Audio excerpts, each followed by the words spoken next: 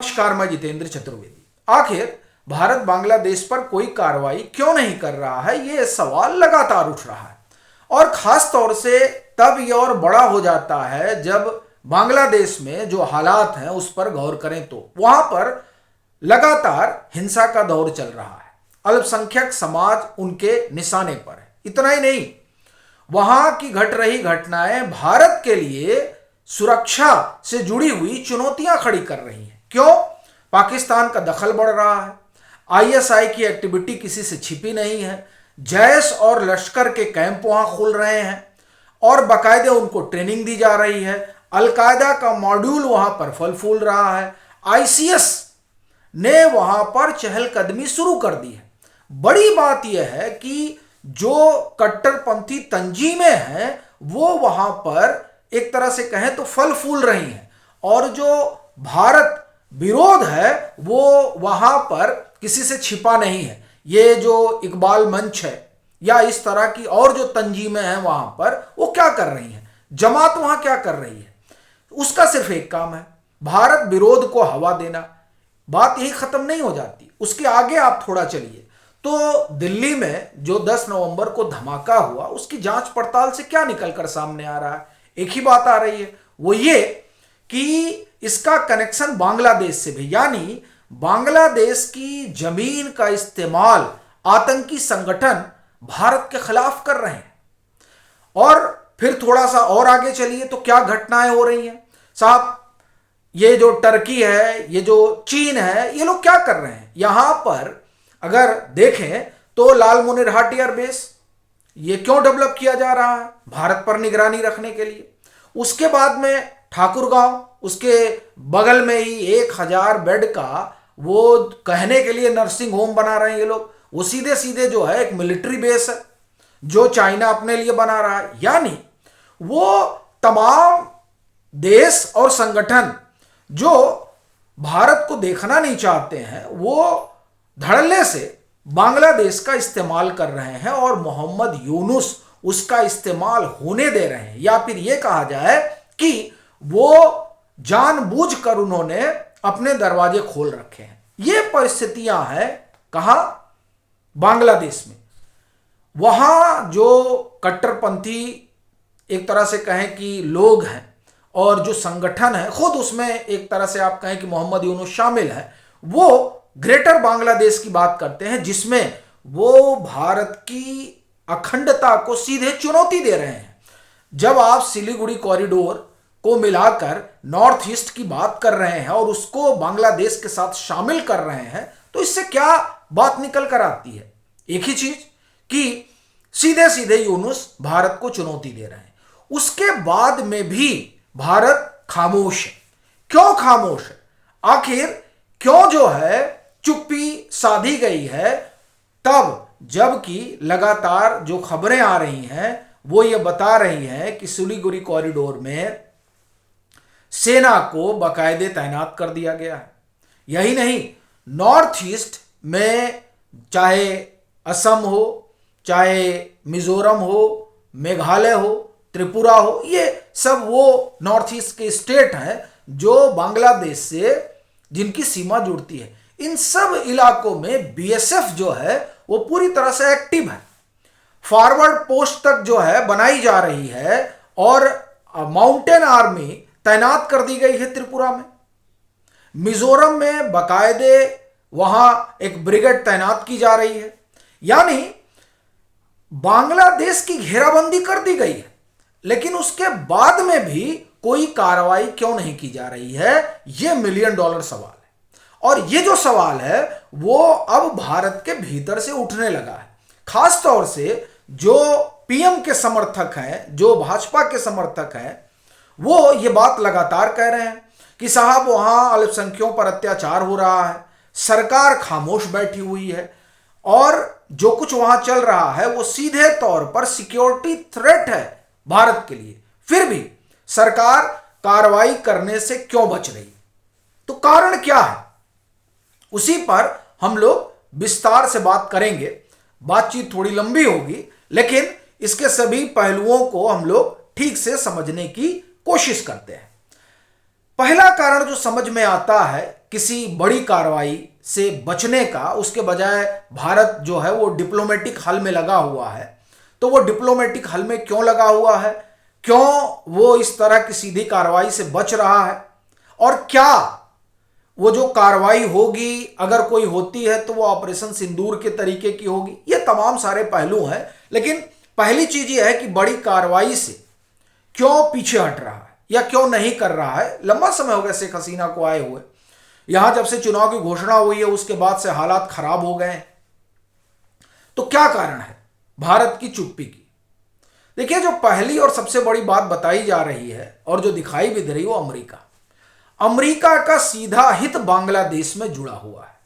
ये जो वहां पर फेरबदल हुआ, उलटफेर हुआ, उस उलटफेर में अगर कोई खड़ा था तो वो अमेरिका था। अमेरिका का डीप स्टेट बांग्लादेश में कुछ चाहता था जो शेख हसीना देने को तैयार नहीं थी। क्या चाहता था? वो चाहता था कि इनके 22 या 23 ऑयल फील्ड हैं वो दे दिया जाए, सेंटियागो द्वीप दे दिया जाए। क्यों दे दिया जाए? क्योंकि ये नजर रखना चाहते थे चीन पर और भारत पर। ये सारी बातें शेख हसीना बता चुकी है। यानी सीधा इंटरेस्ट जो है वो अमेरिका का बांग्लादेश में है। और फिर म्यांमार में जिस तरीके से रेयर अर्थ पाया गया है और रेयर अर्थ का भंडार है, वो वही आप एक तरह से कहें प्लेट है जो म्यांमार से लेकर और ये चाइना तक फैली हुई है। तो जो प्लेट, यानी आप एक तरह से कहें कि जो जमीन है, जिस जमीन से रेयर अर्थ निकाला जा रहा है, वही जमीन जो है वो चीन की वो निकाल रहे हैं और वो धौंस दिखा रहे हैं अमेरिका को। तो अमेरिका को लगा कि साहब इससे हमको फ्री होना है और उसके लिए जरूरी यह है कि म्यांमार में जहां मिल रहा है वहां पर हम अपनी हुकूमत बनाएं। तो इसलिए सिर्फ मामला चीन को काउंटर करने का नहीं है, यहां मामला जो है वो उस रेयर अर्थ का भी है। और तब जब यहां तख्ता पलट हुआ था तो उस तख्ता पलट में भारत एक बड़ा एंगल था। यानी भारत में नरेंद्र मोदी की सरकार को हटाना था। इसीलिए डोनाल्ड लू के साथ जो है भारत के कई बड़े नेताओं ने मेलजोल बढ़ाया था और संभवतः कजाकिस्तान में उन लोगों की मुलाकात भी हुई थी। लेकिन तब वो जो बाइडेन की सरकार थी। लेकिन डीप स्टेट अभी तक बदला नहीं है। भले ही अभी जो माहौल हो वो माहौल इस बात को लेकर हो कि नहीं चलिए नरेंद्र मोदी से नेगोशिएशन कर लिया जाएगा, लेकिन जो चीन वाला फैक्टर है और जो रेयर अर्थ वाला फैक्टर है वो हटा नहीं है, वो बदला नहीं। उसको लेकर अभी भी जो अमेरिका है वो रिजिड है। और डीप स्टेट के लिए तो तीनों चीजें चल रही हैं। यानी कुल मिलाकर भारत अगर कोई कार्रवाई करता है तो इसका मतलब सीधे सीधे ये हो जाएगा कि अमेरिका के साथ फ्रंट खोलना है। और ये किसी भी डेवलपिंग देश के लिए एक चुनौती है। खासतौर से भारत एक विकासशील देश है और अब वो अगर बांग्लादेश के साथ सीधा फ्रंट खोले और उस फ्रंट में फिर उसको अमेरिका से दो दो हाथ करना पड़े तो ये बड़ी मुश्किल वाली बात हो जाएगी। क्योंकि अमेरिका है, एक चीज तो ये हुई। तो इसलिए भारत जो है वो डिप्लोमेटिक रास्ते पर चल रहा है। उसी रास्ते के तहत शेख हसीना की कैसे वापसी हो इसकी कवायद चल रही है। और उसी कवायद का हिस्सा है कि अमेरिकी जो प्रशासन है वो यूनुस को डांट रहा है और यूनुस जो है उस दिशा में आगे बढ़ रहे हैं कि नहीं भारत से संबंध थोड़ा सुधारे जाए और वो उस पर काम धाम कर रहे हैं। अभी वो चावल वावल कर रहे हैं, मैं खरीदूंगा, मैं प्याज वाज उनको भेजा गया है। फिर वो जो वहां पर हिंदू की जो लिंचिंग हुई उसके यहाँ भी इनके सरकार के लोग गए। यानी वो अब दबाव में आ गए हैं और चीजों को नॉर्मल करना चाहते हैं और उस दिशा में बढ़ रहे हैं। लेकिन सवाल यह है कि क्या उसी से बात बन जाएगी? क्योंकि अमेरिका का अपना हित है और वो यूनुस का जैसे चाहे वैसे इस्तेमाल करेगा। तो ऐसे लिहाज में भारत के लिए चुनौती तो बड़ी है। तो यहां देखिए, यहां मामला सिर्फ इतना भर नहीं है कि यूएस ही है। अभी पाकिस्तान का जिस तरह से यहां पेनिट्रेशन है वो पेनिट्रेशन चिंता का विषय है भारत के लिए। लेकिन फिर दूसरी चीज आ जा रही है, भारत अगर कोई इनके ऊपर कार्रवाई कर रहा है तो भारत के लिए कम से कम 3 फ्रंट सीधे सीधे खुलेंगे। सवाल यह है, इसलिए भारत तुरंत फुरत कोई कार्रवाई करेगा यह तो नहीं, इस तरह की संभावना नहीं ही है और ना भारत को करना चाहिए। क्योंकि अभी देखिए क्या खबर आई कि पाकिस्तान जो है उसने तकरीबन 30 जगह पर एंटी ड्रोन मिसाइल जो है उसने लगाई है। और ये ख्याल रखिए कि अमेरिका जिस तरह से बांग्लादेश में इन्वॉल्व है उसी तरह से वो पाकिस्तान में भी इन्वॉल्व है, खास तौर से जो ट्रंप प्रशासन है। और वैसे भी अमेरिका की अपनी पुरानी यारी रही है पाकिस्तान के साथ। उसका सबसे बड़ा कारण यह है कि वो अगर किसी पर सबसे ज्यादा भरोसा करता है तो वो पाकिस्तान है। और वो हमेशा से, यानी पाकिस्तान जो है वो हमेशा से अमेरिका के पाले में रहा है, उस दौर में जब कोल्ड वॉर चला करती थी तब भी। और अफगानिस्तान जो सबसे ज्यादा जरूरी है अमेरिका के लिए, ईरान जो सबसे ज्यादा जरूरी है अमेरिका के लिए। क्यों जरूरी है? क्योंकि ईरान में वो परमाणु बम ना बना पाए, इस पर अमेरिका की पूरी नजर है। और उसके लिए उन्हें पाकिस्तान चाहिए, जो कि पाकिस्तान की जो सीमा है वो ईरान से लगती है और पाकिस्तान में बैठकर ईरान की निगरानी की जा सकती है। इसलिए पाकिस्तान बड़ा इंपॉर्टेंट है। फिर अफगानिस्तान में बरग्राम एयरबेस इनको चाहिए, तो इनके लिए पाकिस्तान इस लिहाज से भी बड़ा इंपॉर्टेंट है। और बरग्राम एयरबेस से वो सीधे मध्य एशिया में घुस जाएंगे जहां पर तेल गैस का भंडार है। अब आप कहेंगे कि यहां इसका क्या मतलब? देखिए सीधा मतलब है, भारत अगर बांग्लादेश में इन्वॉल्व होता है तो इनका डिफेंस पैक्ट हो रखा है, यानी पाकिस्तान इन्वॉल्व होगा तो भारत इधर भी लड़ेगा उधर भी लड़ेगा, यहां लड़ेगा तो अमेरिका का मुंह बन जाएगा। और पाकिस्तान चूंकि इन्वॉल्व होगा तो उधर भी भारत फ्रंट खोलेगा, तो फिर डोनाल्ड ट्रंप का मुंह बन जाएगा। क्यों? क्योंकि यहां मसला सिर्फ इतना ही नहीं है कि उनको ईरान पर नजर रखनी है और अफगानिस्तान में बरग्राम एयरबेस चाहिए ताकि वो मध्य एशिया में घुस जाए। मसला यह है कि अपना जो आर्थिक हित है वो भी ट्रंप का पाकिस्तान से जुड़ा हुआ है। ये लोग कुछ कुछ व्यापार वगैरह कर रहे हैं जो पीछे खबरें आई हुई थी। तो अब देखिए भारत के लिए समस्या बड़ी विकट है। एक तो दोहरा फ्रंट खुलेगा, अभी आता हूं मैं, चीन पर भी आऊंगा और नेपाल पर भी आऊंगा और भूटान पर भी आऊंगा, लेकिन पहले इन दोनों को निपटा देते हैं। तो एक तो दोहरा फ्रंट खुलेगा, दूसरा पाकिस्तान को खुश रखने के लिए अमेरिका खुला खेल खेलेगा। ये आप मानकर चलिए, जैसे अभी चल रहा है भाई, ऑपरेशन सिंदूर चल रहा था जब इनको बाकायदे फंड मुहैया कराया गया। किसको? पाकिस्तान। ठीक है, ये सीधा सीधा जान रहे हैं कि पाकिस्तान की मंशा क्या है, लेकिन मुनीर के साथ बैठकर डोनाल्ड ट्रंप चाय पीते हैं बंद कमरे में और शहबाज शरीफ के साथ।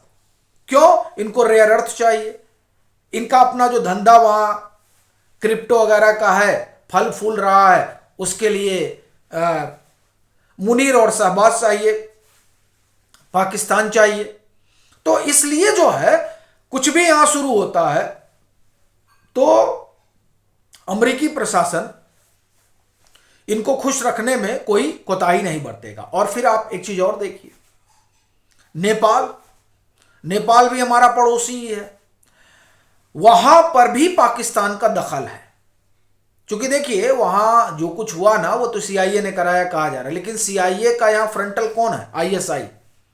आईएसआई के जरिए ही सीआईए दक्षिण एशिया में काम अपना करता है। और ये खुला रहस्य, किसी से छिपा नहीं है, कोई ऐसी बात मैं नहीं आपको बता रहा हूं जो आपको मालूम नहीं है। यानी अगर हम बांग्लादेश में कुछ करते हैं तो एक तो पाकिस्तान इन्वॉल्व होगा जिसकी वजह से अमेरिका इन्वॉल्व हो जाएगा, दूसरा इधर नेपाल, यहां आईएसआई ही एक्टिव है, यहां जो कुछ हुआ सब आईएसआई ने किया। तो अगर भारत कोई अभी फौरी तौर पर फ्रंट खोलता है, कोई कार्रवाई करता है, तो भले ही नेपाल का एक बड़ा वर्ग है जो भारत के साथ खड़ा रहता है, इसमें कोई दो राय नहीं, लेकिन यह रास्ता पोरस है। अभी जब ऑपरेशन सिंदूर के बाद की बात है, जब डॉक्टर पकड़े गए, यानी ये ऑपरेशन सिंदूर भी क्या आप ये कहें, जब दिल्ली में धमाका हुआ था उस दरमियान वहां डॉक्टर पकड़े गए। एक डॉक्टर जो था वो ब्रिटेन का नागरिक, वैसे तो दोनों ब्रिटेन के, लेकिन वो लोग कहां के थे, एक ब्रिटेन का और एक पाकिस्तान मूल का। उससे ये अंदेशा निकला कि साहब ये जो मामला है ये मामला MI6 और ISI का कहीं ऐसा तो नहीं कि लोग ज्वाइंट ऑपरेशन चला रहे हैं। क्योंकि देखिए भारत इस समय ब्रिटेन को भी खटक रहा है और उसका सीधा कारण यह है कि रूस के साथ भारत के रिश्ते, वो रिश्ते नाटो कंट्री को परेशान कर रहे हैं। क्यों? क्योंकि हम उनसे रूस से अपना संबंध तोड़ नहीं रहे हैं, तेल खरीदना बंद नहीं कर रहे हैं, तो इसलिए ब्रिटेन की भी भवें चढ़ी हुई हैं।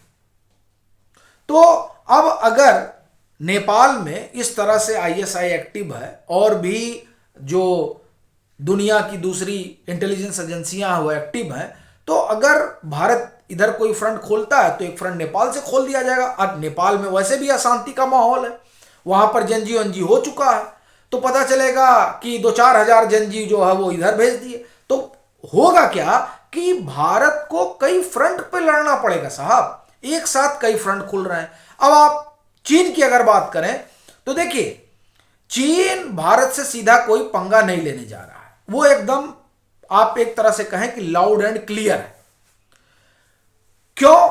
क्योंकि भारत और अमेरिका का जो रिश्ता है वो बहुत बेहतर नहीं है और ये जो रिश्ता खराब हुआ है, इस खराब रिश्ते का चीन फायदा उठाना चाहता है और वो ये चाहता है कि भारत के साथ अपने रिश्ते बेहतर किए जाएं और उसमें एक रूस का भी दबाव है। तो इसलिए चीन तो सीधा कुछ नहीं करेगा और न वो आएगा, लेकिन परोक्ष रूप से बहुत कुछ करेगा, जैसे ऑपरेशन सिंदूर के दरमियान उसने किया। यानी ये जो बांग्लादेश है, ये जो पाकिस्तान है, ये जो नेपाल है, इनके पास तो अपने खाने के लिए नहीं है, हथियार खरीदने के लिए है और हथियार भी इनके कुछ नहीं है, वो भारत के सामने 2 मिनट नहीं टिकेंगे, लेकिन बाजार तो है चीन के लिए अपना हथियार बेचने का, तो वो बाकायदे जो है इनको हथियार देगा और ये हथियार खरीदेंगे। क्योंकि ये इनकी जो लड़ाई है वो लड़ाई एक तरह से कहा जाए तो धार्मिक रंग ले लेती है, रिलीजियस लड़ाई हो जाएगी, फिर इसमें टर्की भी घुस जाएगा, क्योंकि टर्की ने खूब मदद की थी ऑपरेशन सिंदूर के दरमियान पाकिस्तान की। तो मामला यहां इस तरीके से पेचीदा हो गया है कि अगर भारत सीधा कोई कार्रवाई के बारे में सोचता है तो उसके सामने अभी आज के समय में आप अगर देखें तो कई फ्रंट खुलने जा रहे हैं। 3 फ्रंट तो सीधा सीधा दिखाई दे रहा है, पाकिस्तान, बांग्लादेश और नेपाल का। नेपाल में इसलिए जोड़ रहा हूं क्योंकि वहां जो कुछ चल रहा है वो आप देखिए, भले ही CIA ने तख्ता पलट किया हो, लेकिन किया धरा सब कुछ ISI का है, क्योंकि ISI ही यहां पर फ्रंट मैन है। तो हम नेपाल पे अपनी सीमा देखें, यानी उत्तर में देखें, चीन का हस्तक्षेप नहीं होगा। क्यों नहीं होगा हमने आपको बताया। उसके बाद में पूरा पश्चिम में देखें, ठीक, ये तो 3 सीधा फ्रंट हो गया। और उसके बाद में एक फ्रंट आप ले लीजिए टर्की को, जो यहां पर सामान भेजेगा, और दूसरा ले लीजिए चीन को जो सामान भेजेगा। 5 और आधा हमारे यहां 5.5।